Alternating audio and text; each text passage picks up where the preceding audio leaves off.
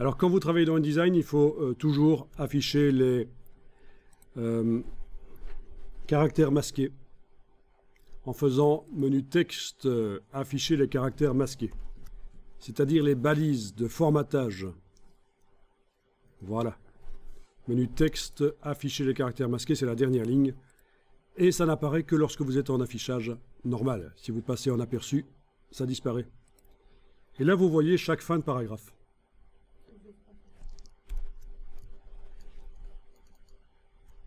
Bien. Alors, quel est le style de paragraphe actuellement utilisé? Menu texte, style de paragraphe. On va faire apparaître la palette des styles de paragraphe. Bah, c'est paragraphe standard. En n'ayant rien sélectionné, vous pouvez cliquer à côté de tout avec la flèche noire. On va double-cliquer sur paragraphe standard pour aller le modifier. Donc avec la flèche noire, on a cliqué à côté de tout. Ça veut dire qu'on ne travaille pas spécifiquement dans un des paragraphes. Et on va double-cliquer sur paragraphe standard. Et là, on va aller modifier des choses, notamment, déjà je coche la case aperçu pour voir derrière ce que ça va donner directement. Et ici, à retrait et espacement, on va mettre un espace après paragraphe pour quand même marquer la différence visuellement entre les paragraphes. On va augmenter ici, voilà. Espace après paragraphe.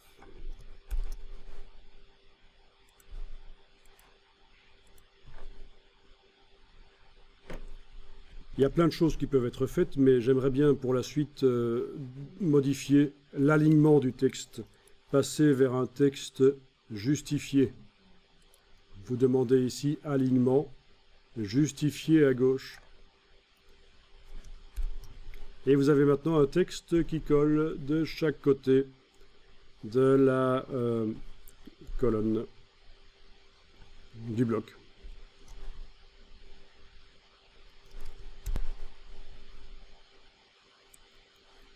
Vous remarquez qu'il y a des gros trous.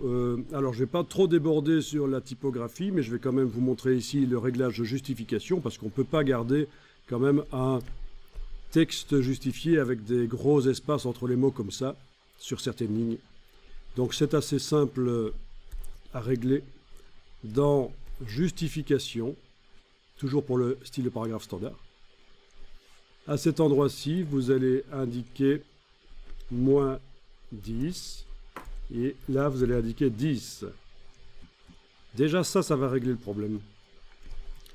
Alors bien sûr on n'a pas choisi le caractère, on n'a pas choisi l'interlignage, vu que tout ça vous allez le voir à un autre moment. Je ne m'attarde pas à modifier le caractère, l'interlignage, commencer à compter les lignes, etc. Mais sachez juste qu'il y a ceci qui peut automatiser les espacements. En fait, ça donne de la souplesse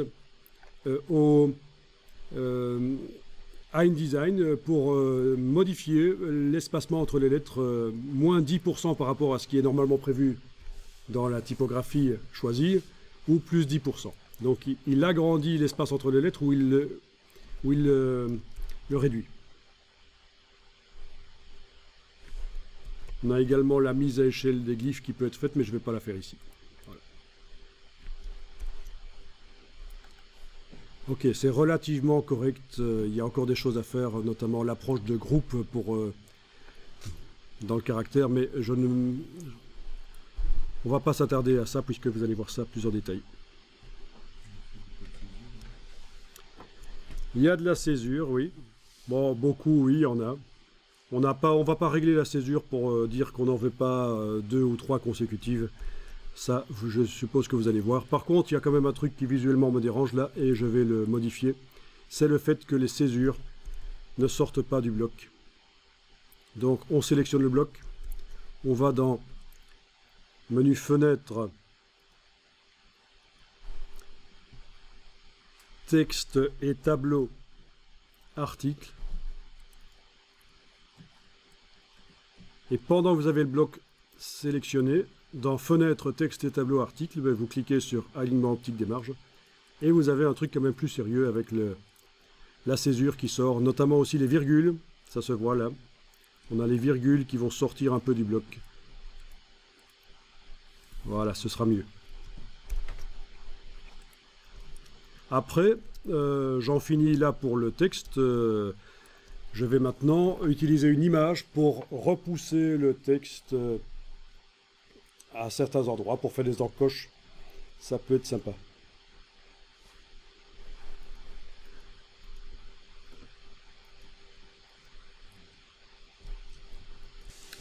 Vous avez aussi une page 4. Vous allez sur la page 4. Ah non, vous n'avez pas de page 4, parce qu'en fait, moi, elle s'est créée suite à mes modifications. Ok. Ça, c'est parce qu'on a la redistribution intelligente du texte qui est activée. Voilà, c'est parce que il n'y avait pas assez de place dans le bloc de la page 3 pour contenir tout le texte, alors automatiquement InDesign a créé une page identique 4.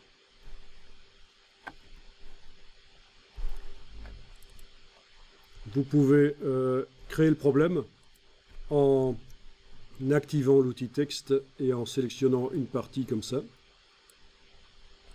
une partie du texte, en faisant un copier-coller plusieurs fois.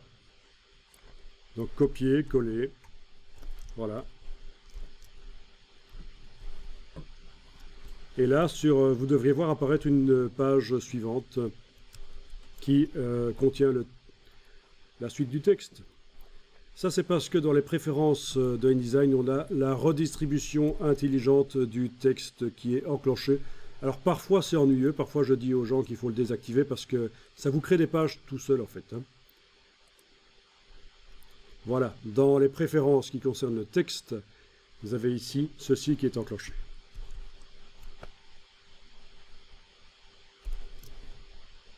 D'office dans InDesign. Si ça vous ennuie, vous le désactivez.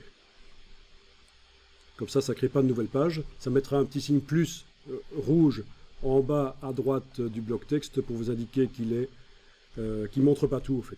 Qu'il y a du texte qui sort du bloc et qui n'est pas visible. Mais écoutez, on va créer le problème. D'abord, vous avez tous une page 4 sans problème? Ok.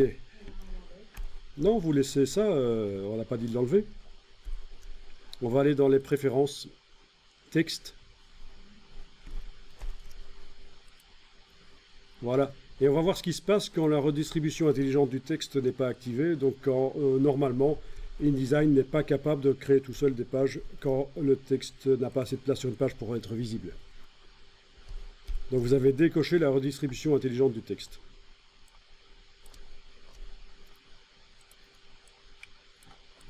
Ah, au passage, je vous donne une petite astuce.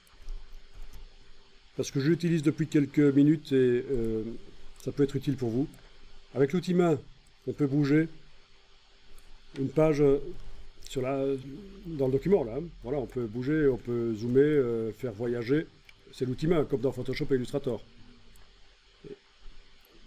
Si je suis avec un autre outil activé comme la flèche, le raccourci pour la main, c'est la barre d'espacement. On est d'accord. Mais quand on travaille avec du texte, sur du texte avec l'outil texte, je ne peux pas utiliser la barre d'espacement, ça crée des espaces comme ça. Donc je suis obligé dans ce cas-là d'utiliser la touche Alt. Quand vous travaillez du texte dans InDesign avec l'outil texte, pour avoir le raccourci de la petite main, c'est la touche Alt. Quand vous êtes avec un autre outil que l'outil texte, notamment la flèche noire, le raccourci de la main, ce sera la barre d'espacement sur le clavier. Là, il n'y a pas de problème. Mais avec l'outil texte, quand on travaille là dans un bloc, pour bouger, c'est la touche Alt. Donc, petite astuce très intéressante.